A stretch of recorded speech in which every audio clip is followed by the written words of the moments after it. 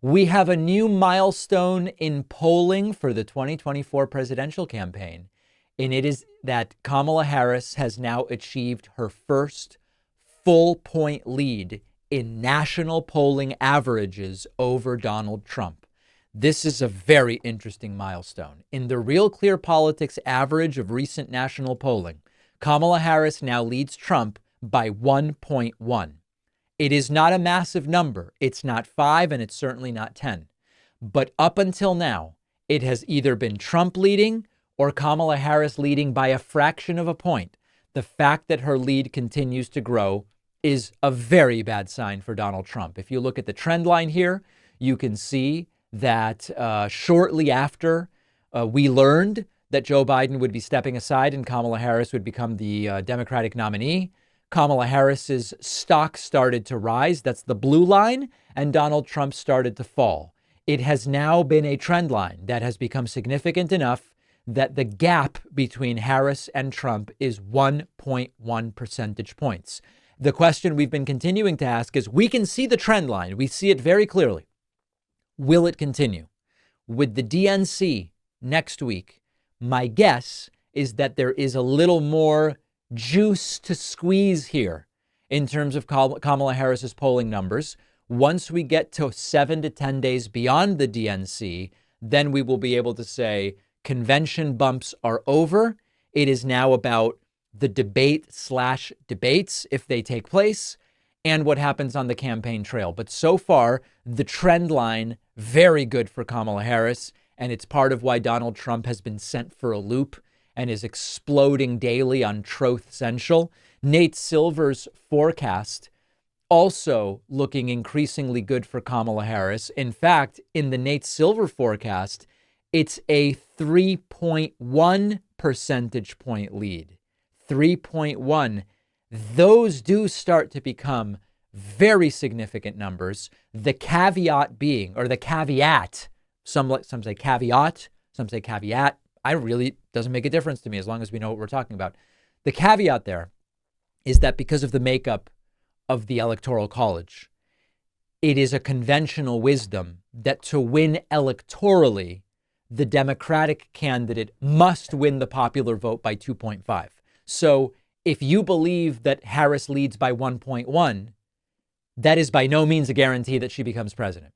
If you believe that Harris leads by 3.1, as Nate Silver claims, then it puts it at basically a 50-50 of winning the Electoral College. So that's something to keep in mind. Now, anecdotally, there are reports of people checking their voter registration status and finding that they are not registered to vote, despite the fact that they believe they were registered to vote, that they voted in the past.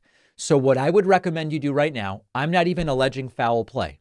There may be states where if you don't vote for a certain amount of time, you are moved to inactive status. I'm not alleging anything other than it would be a really good idea to go to vote.org. It gives you all of the tools that you need. First and foremost, check your registration. You go to vote.org. We have it up on the screen. You click check your registration. It'll take you to your state's registrar. You input your information. It'll tell you you're registered or you're not, and here's how to register. If you want to vote by mail, you can figure that out at vote.org. If you want to see everything that will be on your particular local ballot, you can do that at vote.org. If you want reminders about when to vote, you can set those up at vote.org. So whether there is or isn't foul play, and we know Republicans love using purges of voter rolls and other techniques to try to suppress the vote, go to vote.org and ensure that you are indeed registered. Because if it is the case that Kamala Harris is leading by 1 or leading by 3, we don't want to see the will of the people subverted by these voter suppression tactics. So let's take a very quick break. Make sure you're subscribed to the YouTube channel at youtube.com/The David Pakman Show. We are next going to hear from Nikki Haley. Artificial intelligence has become an integral part of my workflow every day, and one of the most powerful and unique AI tools I've ever come across is MindGrasp.